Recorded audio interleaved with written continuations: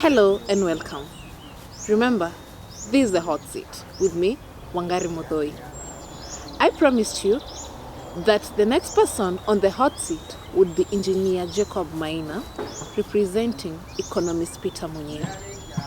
Karibu sana engineer. Thank you, Eunice. And thank you so much for agreeing to come. My pleasure. So, in a nutshell, would you kindly let us know who is Engineer Jacob Maina and also who is economist Peter Munyiri? Thank you.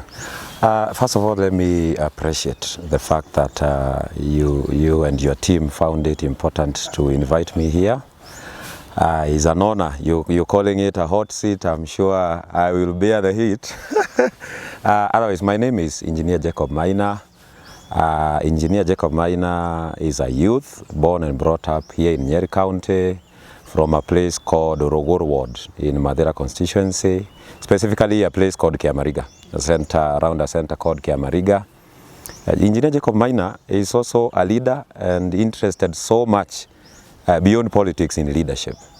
He leads youth in the PEFA churches of Kenya as a General Secretary nationally and also as the Director here in Mount Kenya West.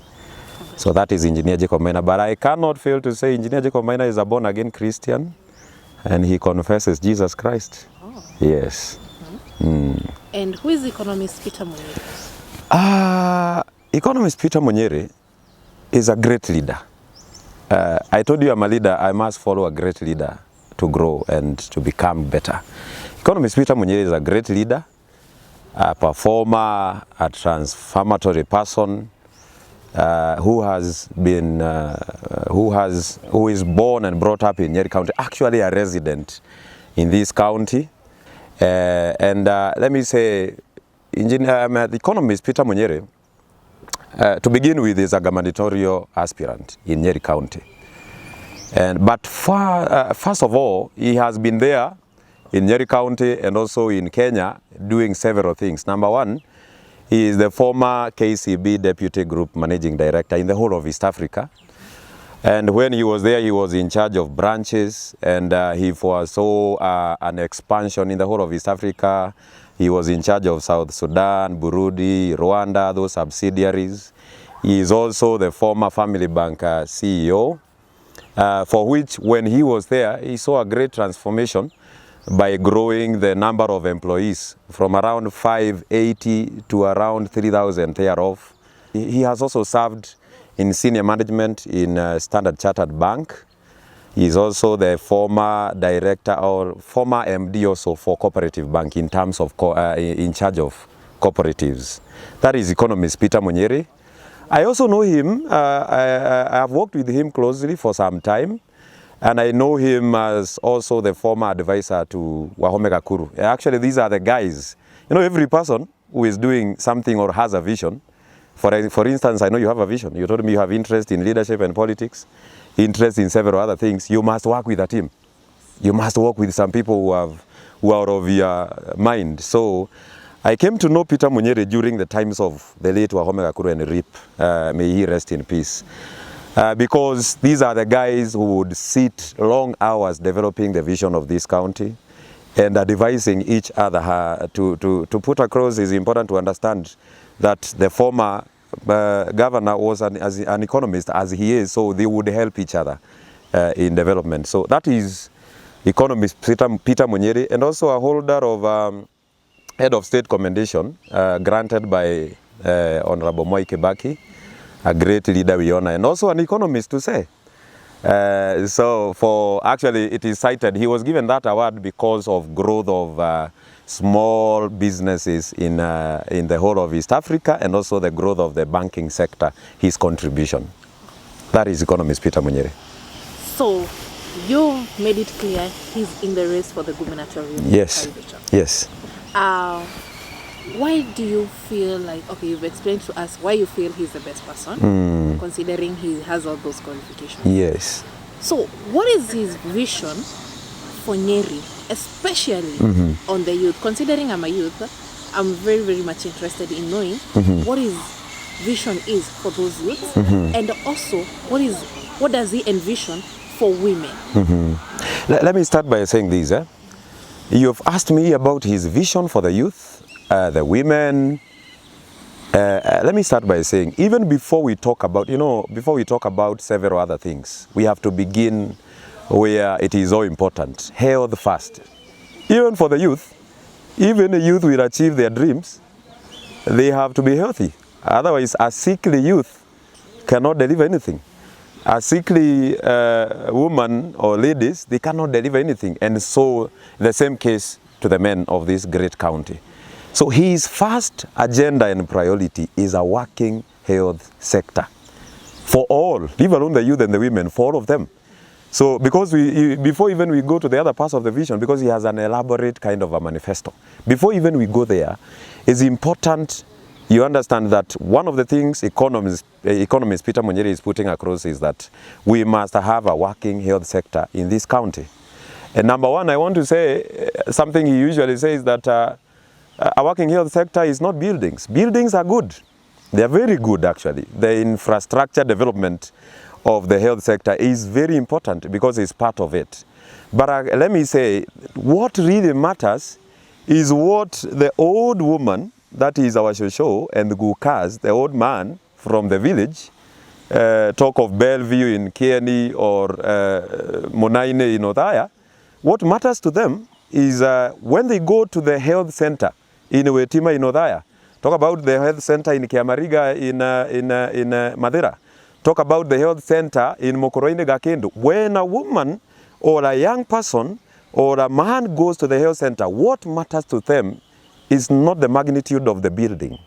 What matters to them is, do they receive the services? Can they get the medicine ready? Can they get the injections they are supposed to get? Can they get proper services as fast as it should be delivered? So economist Peter Munyiri puts it clear that once he is employed by... So what he says is that himself, he would want a working health sector so that every person from Kieni, Othaya, Mathira, Nyeri, Mokuruene, Tetu, all of them, when they visit their health center, the closest to them, they can get the services, they can get the medicine. Number two, you asked me about the youth. What matters to a young person is good education or employment opportunity. That is what a young person is looking for. They are looking for employment, they are looking for good education. To begin with, let me say, skills are very important for employability of any young person. Economist Peter Munyiri would want an education sector that equips our young people with the right skills for the right moment. For instance, there are short courses, UNIS, that matters in this time and this era. Let me give an example, plumbing. A young person with plumbing skills out there, whether it is certificate, whether it is artisan, whether it is diploma or whatever, a young person with plumbing skills will easily get some jobs in the community to fit in some water pipings and whatever. Let me say this, to this extent, I have not seen the county leadership in this great county of Nyeri that has embraced creation of employment opportunities in a serious manner. And if there is anyone, you can show me. There is no county leadership that has embraced creation of opportunities in quite a serious manner. And what economist Peter Munyiri, the incoming governor, has to offer for the great youth of Nyeri is an industrial hub in Nyeri County. How is that possible? Let me even begin by going to Makueni. As we speak, in the current regime, Makueni has started an industry for the mangoes, the pulp industry. It is happening in Makueni. Why should it not happen in Nyeri? When you go to Kitui, we have Kikotech for the textile industry. They are even getting the government tender to do the uniforms for the government forces.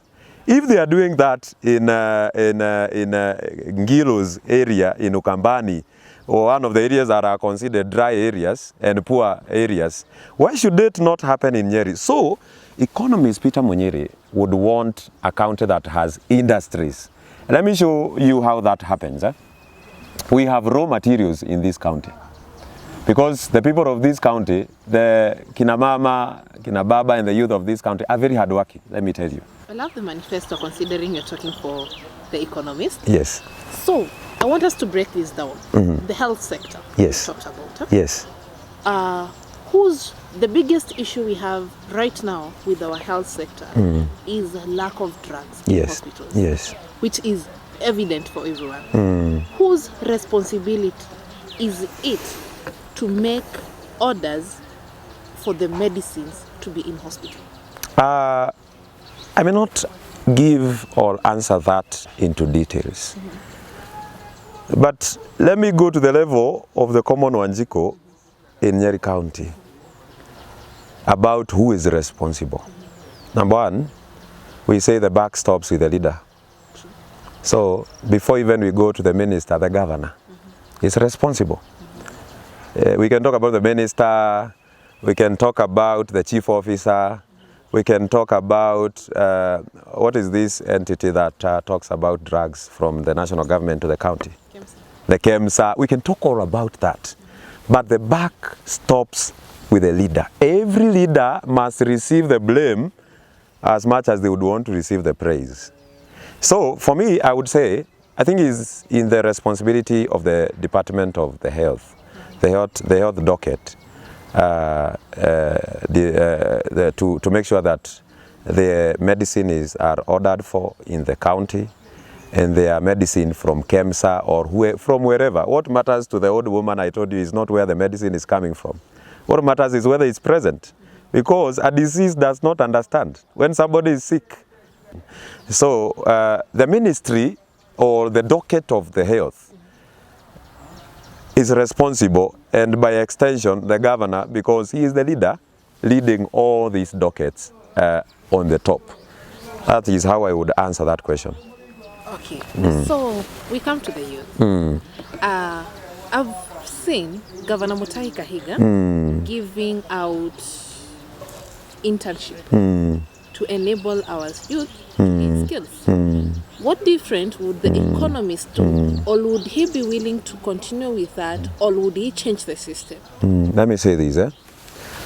God has created many people and everyone is important.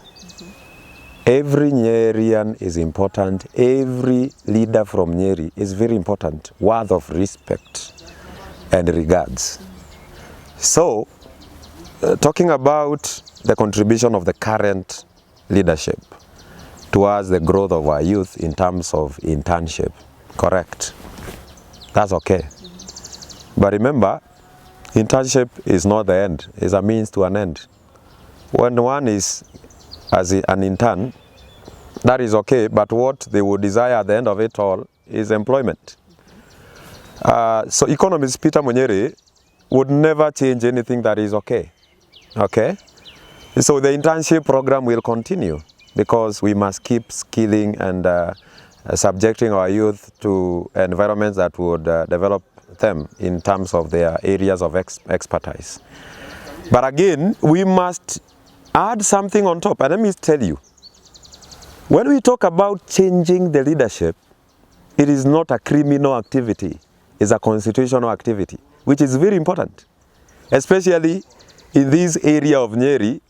Nyeri County lies in Kenya, and Kenya lies in Africa, and Africa is in third world. So we must keep talking about change.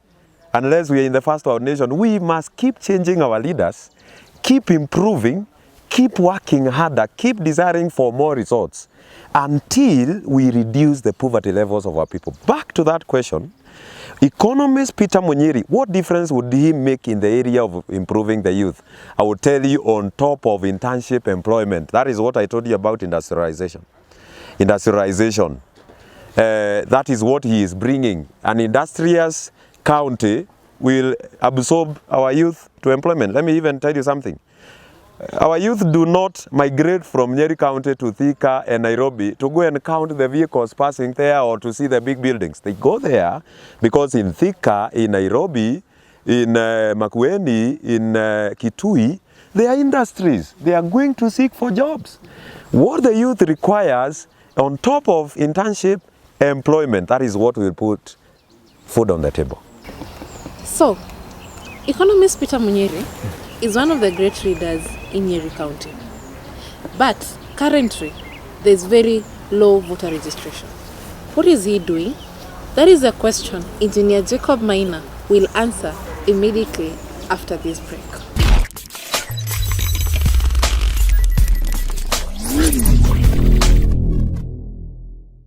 Hello and welcome back. I am Wangari Muthoi and this is the hot seat. Let me tell you, today the heat on this seat is too much. Today, we are honored to be having Engineer Jacob Maina representing economist Peter Munyiri.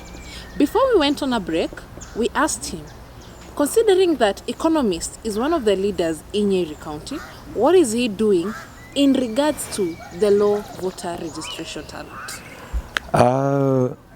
Thank you, Eunice, one more time for that great question about economist and what he is doing about the low voter turnout. Let me say, he is encouraging the Nyeri people to come out from their villages and come and register as voters in this great county. The only way we can bring change, we can bring improvement in our lives is through voting, because that is how we put the right leadership, the right people in the leadership. So the economist is always with the people. I can assure you that. He is always with the people. Ask Kieni people. He is always there during church services, during when people are mourning, for example, funerals, during when people are happy, weddings and such. Kieni, Othaya, name them, our great constituencies in this county.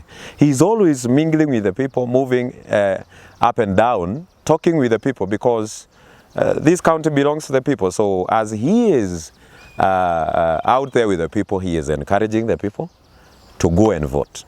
That is one of the messages economists is doing. But I can assure you, more and more will be done by this great leader. I'm sure you would have called him great leader, you know. There is a scandal involving economist Peter Munyiri, and I don't want to go so much into details. Is it just political or what is happening? Let me say this. In Nyeri County, the youth of Nyeri, the women of Nyeri, the farmers of Nyeri, the great enterprising people of Nyeri will not be developed by propaganda. Their lives will not be changed by political mud smearing and any other kind of dirty stuff. I can assure you and tell you that is just politics. But let me tell you, somebody said that in our French, somebody said that I want to do a direct translation, that a tree that does not produce fruits, there is no young boy that will throw stone to it. When you see economists being mud smeared politically, whatever kind of a thing, I don't want even to call it a scandal because it does not exist. When you hear such kind of a thing, it tells you he is a great leader. Why is he growing interest until, for instance, a leader somewhere in a quote, because a leader should not smear the other one with mud. Actually, economists doesn't believe in politics of insulting other leaders. I told you, when I was talking, I told you that every leader in this county is important. They are all placed here by God for a certain purpose during their time. Because I'm a believer of the Bible says that, and David served his generation, then he slept with his fathers. Everybody will serve the people of Nyeri during his time and will go, and the county will remain. But going back to what you've asked me, there is no such a scandal, there is no such a story. That is political mud smearing, and it is even not necessary for us. What is necessary for economists is the lives of the people. People of Nyeri are suffering. There is no medicine. People of Nyeri are suffering. The economy is challenging to them. People of Nyeri are suffering. For instance, let me tell you, Eunice, when our Form 1s are joining school, they are uncountable fundraisers. What matters to economist Peter Munyeri is how the parents will be able to get value for what they do, waweze educate their children because they are able, the economy is serving them well. The other kind of politics in terms of propaganda, insults and all that does not add value to Wanjiku. That's a nice one. So, I want you to tell us, is it, if we wanted economists here with us today, would he be available? Of course he would be available. Why should he not be available? I told you he is a resident of Nyeri. He lives here. He wakes up from here. But of course he travels across Kenya. No leader, by the way, no leader should tell you that they don't move out of Nyeri. You also move out of Nyeri, Eunice, because we are Nyerian and then we are Kenyans. And then we are Africans, then we are people of the whole world. Youth and any leader from Nyeri, who wakes up from Nyeri, lives here, can also move around. As we wind up, I would wish for you to, in less than 2 seconds, to let that youth out there know why he should wake up, go do voter registration, why we should vote for economist Peter Munyeri as you wind up. Yes. Let me say this. I will speak not only to the youth, but I will speak to people of Nyeri County. Let me tell you, Eunice, it is important to register as voters. That is the only constitutional way that we can have the right leadership in office. And leadership affects us because leaders are entrusted, they are stewards who are entrusted with offering services to the people. And these services affect us directly as Nyeri people. So I want to encourage the youth from Kieni East and West, talk about Kafaru, talk about Bellevue in Kieni West. I want to talk to the people of Odaya, Iriaine, talk about Mahiga. I want to speak to people of Mokoroine. I want to speak to the people of Nyeri town, Madeira and Tetu and every other part of Nyeri. I want to encourage them to go out, get registered as a voter. Why should we vote for economist Peter Munyeri? I told you number one, creation of opportunities. And I actually told you, first of all, good and working health sector. Number two, creation of opportunities through industrialization. Number three, can I tell you something? Nyeri County is a beautiful county sandwiched by two great sceneries. For instance, Mount Kenya. Talk about Aberdare. Why can't we go out and market Nyeri County as a tourist attraction, as one of the best hubs for attraction of tourists? That one will bring money to the county, which will create other things that should benefit our people. The other thing I want to tell you, businesses. Let me talk to the youth. Youth, a young person is a person starting life. How do you ask the youth to go and pay 10,000, 8,000 for a license to start business? Will they use the 8,000 to get the stock for their beginning of the business, or will they pay the 8,000 to start the business? They even can't afford the rent, which is 2,000 and 3,000. So economist Peter Munyeri want a favorable business environment. Reduce the business permits for the youth. They are starting life, understand that. The other thing, as I finish, let me tell you, there should be no, economists are people of no wastage in terms of the public funds. So if a road should cost us to construct, let's talk about 800,000 to put a road. That is what it should cost us. Should not be 3 million, should not be 2 million. And if the contractor should get some profits, not abnormal profits. I think the profit should be around, usual profits even in business should not go beyond 20% or 30%. But when you have a road or a government business with a person and it is giving abnormal profits of 200%, that is wastage of public funds, and that one eats it into other services. And as I finish, let me tell you, talk about, economists is talking about sensitivity. During this time of COVID, how sensitive is the government to the people? The business permits, the run rates must go down in times of challenges like the COVID, because people are suffering. So you must be a sensitive government. When people are suffering out of COVID and then there is no medicine in a hospital, you kill people by COVID and then you kill them by malaria, you kill them by typhoid. I mean, we are not sensitive as a government. Economists want a government that is sensitive to its people.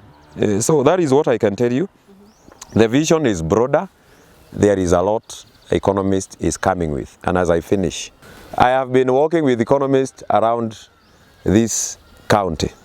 And let me tell you, when I go to Kieni, wanasema ni Nyeri na Munyeri. Ukienda Udhaya wanasema ni Nyeri na Munyeri. Ukienda Mukurweini wanasema Nyeri na Munyeri. Ukienda hapa Nyeri town, nimepitia hapa, wanasema Nyeri na Munyeri. And if you go around the people of Nyeri, that is a message. Nyeri na Munyeri, because the guy has a vision. The guy is a leader, humble, always with Wanjiko. I mean, watu wa Nyeri wanapenda nini? Hiyo ndio watu wa Nyeri wanapenda. And they are the employers. Let them go get the votes. I mean, registered as voters. Let's go to the ballot, vote economist Peter Munyeri, and that way we get the right leadership. Well, that was the hot seat. Now, nitwaigua muti utari matunda nduikagirio mahiga ni ihe. Hihi ni Nyeri kana Munyeri kana ni atia? That I leave for you to decide.